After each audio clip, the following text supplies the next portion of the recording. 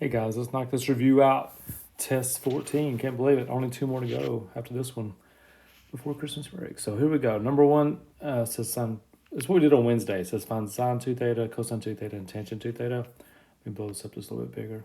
First thing you need to know is what is sine and cosine both. So like we know sine is 5/13, which tells me that cosine will be 12/13 because that's a 5, 12, 13 triangle. So to find sine 2x or 2 theta, I'm going to do 2 times sine x cosine x.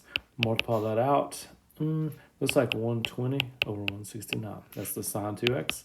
Cosine 2x, I'm going to do cosine squared minus sine squared. Cosine squared, if I square that 12/13, I get 144 over 169. Minus sine squared, 25 over 169. Subtract those two things to get 119 over 1. That's too many ones right there. Sorry about that. 119 over 169, which means tangent 2x. Remember, tangent is sine over cosine. So I can put the first answer over the second answer, and the denominators cancel. So I get 120 over 119. Number two, the exact same kind of problem. This one says cosine is negative 4/5. I need to find sine theta. It's a 3, 4, 5 triangle, so sine is 3/5. But because it's quadrant 3, it's negative 3/5. So I'm going to find sine 2x first. I'm going to do 2 times sine x times cosine x. Multiply those out. I'm going to get 24/25. If I do cosine 2x, I'm doing cosine squared, which would be, first of all, when you square something, it always becomes positive. That's where the sine went. Minus sine squared, again, squared becomes positive. 9/25, that's going to be 7/25. So to find tangent 2x, just put sine over cosine. The 25s cancel. 24/7. All there is to it. Too early there. Back out real quick. Number 3, found an expression. Okay, so I'm going to got, let's see, cosecant 1 over sine. So I'm going to go 1 over sine x plus pi over 2. So I'm going to find my sheet where it says sum of difference. I'm looking for sine of x plus y, and it says sine x cosine y. So I'm going to go sine x cosine y, which is pi over 2, plus cosine x sine y, which is pi over 2. So let's start working that out. Sine x cosine pi over 2 is 0 from the unit circle. Sine pi over 2 is 1 for unit circle. So 0 times sine, that's just gone. That gives me 1 over cosine, and 1 over cosine is secant. That's pretty cool how that worked out. Number 4, cotangent. Now, cotangent sine over cosine, which means cotangent is cosine over sine. So I'm going to do cosine of x minus pi over 2, and then sine of x minus pi over 2. All right, so I'm looking at the sheet again. So cosine subtraction, cosine x minus y is cosine x cosine pi over 2 plus, which is weird, sine x sine pi over 2. That's the top. The bottom, I'm doing sine subtraction, which is sine x cosine pi over 2 minus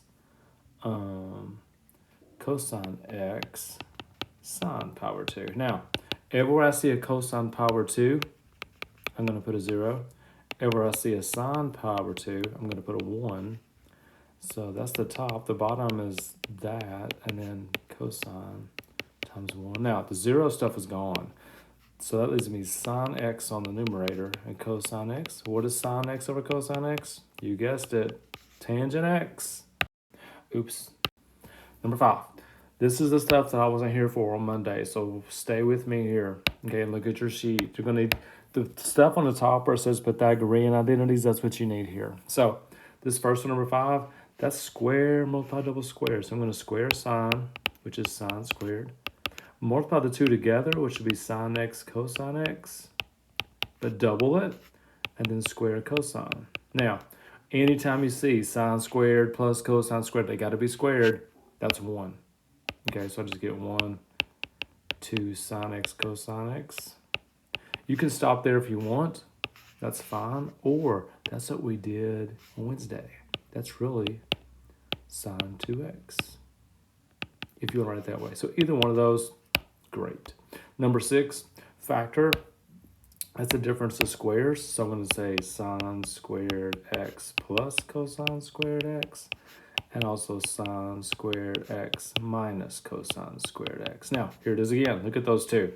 Anytime you see sine squared plus cosine squared, that's 1. Automatically, that's 1 times this, sine squared minus cosine squared. So 1 times anything is just itself. So my final answer is just sine squared minus cosine squared.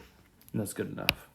Number 7, simplify. Now, the top, oh my gosh, if you want to think, I don't know if this will help or not. If you want to take out all these signs up there just for a second and replace them with x's, it would look like this: x squared plus 2x plus 1. On the bottom, you'd have x plus 1. Now, look at the numerator. Can you think of factors of 1 that give you 2? Yes, you can. 1 and 1. So if I factor that, I'll get x plus 1 over x plus 1, which means those cancel. So really my answer would be x plus 1, but what is x really? What did I put x in for? I put it in for sine. So the answer is really sine x plus 1. I'll probably do that differently in class today on purpose to, make it a little bit easier for you. Number 8, use the sum and difference to get cosine 15 exactly. Cosine 15 is cosine of 45 minus 30. So there's my x and my y. So I'm looking for cosine x minus y on my sheet. What I'm seeing is cosine x, cosine y, plus sine x, which is 45, sine y, which is 60.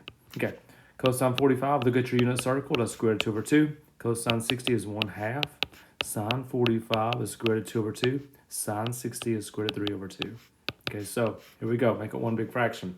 The first one, 2 times 2 in the bottom is 4, 2 times 2 in the bottom is 4, so I get 4 down there. If I multiply the numerators, square root of 2 times 1 is square root of 2. Square root of 2 times square root of 3 is square root of 6. And guys, that's it. Just stop right there. Number 4, whatever number this is. Number 9, it's going backwards. It's actually easier than the one we just did. It's already set up for you cosine plus sine. So I'm looking for a cosine plus sine. And I found it looks like this. It's the cosine x minus y. So I'm about to do cosine of 83, which is the x, minus 53, which is the y. 83 minus 53 is 30 degrees, and everybody knows cosine 30 is on your circle, square root of 3 over 2. Now, if you get something here that's not on the circle, like cosine 28, you just stop at cosine 28. All right, determine the amplitude, period, and phase shift. So back to graphing again, just a quick reminder from last week. The amplitude is 1, that's in front. The period is 2 pi divided by the number in front of the x, which is 2, so the period is pi. And the phase shift, there's no parentheses, so the phase shift is 0. So when you graph it, you're going to go 1, 2, 3, 4. And your last one is pi. Halfway there is pi over 2. This is cosine. Amplitude is 1, so going up 1, down the negative 1. Cosine starts at 1, it goes down, up. So I'm going to graph it just like that. And there's number 10. Number 11, same stuff. Amplitude is 2 this time. The period is just 2 pi. There's no b there. The phase shift, remember, is negative c over b. In this case, it's negative pi. So when you start your graph, the phase shift is where you start, negative pi. You got to go 2 pi away. You got to go the period away to figure out where you stop. If you add negative 1 pi plus positive 2 pi, that gives you positive 1 pi. That's right. That's my 4th tick. My halfway tick is going to be 0 right there. So that's the second one. So I got 1, 2, 3, 4. That's the 4th one. The amplitude is 2, so going up to 2, down to negative 2. Sine starts at 0 and goes up, down, up. So the graph's going just like that. Hope that helps. Number 12. No graphing now. Determine all the stuff. Amplitude is 2, number in the front. Period, 2 pi divided by 1/2. If you do keep change flip right there, you get that, which is 4 pi. There's your period. The phase shift, you do negative c over b, so positive pi over 2 divided by 1/2. Again, keep change flip. Keep the top, change, flip the bottom, the 2's cancel, you get pi. That's all, no graphing on these. 13, amplitude. Remember, amplitude must be positive, so amplitude is 2. Period, 2 pi divided by 2, which is 1 pi. The phase shift is the opposite of c, which is positive pi over 2. That's all you got to do. Last two, 14. 14, factor the cubes. We've been doing this the whole semester. Come on now. Small, big, cube root, square the first, multiply together, change the sign, square the second. I got to be getting that by now. And the last one, just solve this inequality. So we're going to get the x by itself. So I'm going to subtract 2 from all 3 sides. Gives me negative 3x there. I get 3 there. Over here I get negative 7. So I'm going to divide all 3 sides by negative 3. Don't forget I'm dividing by negative, which means the signs flip. Sign flips. There you go. Gosh, guys, I hope that helps. That's quite a bit of stuff on that one. Okay, so think about whether you want to use your partner or not. And come see me if you need to, because I want you to do well tomorrow. So do great. Can't wait to see you. Bye.